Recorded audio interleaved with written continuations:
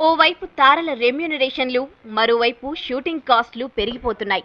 Production cost 40-50 కోట్లకు అంతకన్నా ఎక్కువకు పెరిగిపోతోంది.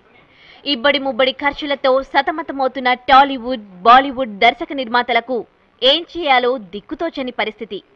ఏం చేయాలా, బడ్జెట్ ఖర్చు ఎలా తగ్గించుకోవాలా అని ఆలోచిస్తున్న వీళ్లకి స్వర్గధామంలా థాయిలాండ్ రాజధాని బ్యాంకాక్ కనబడింది.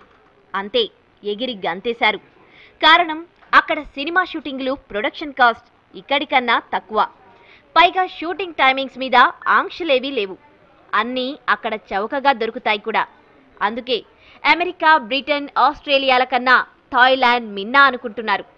చలో థాయిలాండ్ అంటూ ఇటు హైదరాబాద్ నుంచి టాలీవుడ్, అటు ముంబై నుంచి బాలీవుడ్ దర్శక నిర్మాతలు విమానాలు ఎక్కేస్తున్నారు. తెలుగు సినిమాల్లో అహనా పెళ్లంట, సీమ టపాకాయ్, మిరపకాయ్, చిరుత లాంటి సినిమాలు, హిందీలో ఏక్ అజ్నబీ, జిందా, ఫ్యామిలీ, మర్డర్ లాంటి సినిమా షూటింగ్లన్నీ ఇంచక్క బ్యాంకాక్లో లాగించేస్తున్నారు. అక్కడ ప్రొడక్షన్ హౌస్లు, లొకేషన్లు షూటింగ్లకు అనువుగా ఉంటున్నాయి. వీటి అద్దె కూడా తక్కువ. సో చలో థాయ్.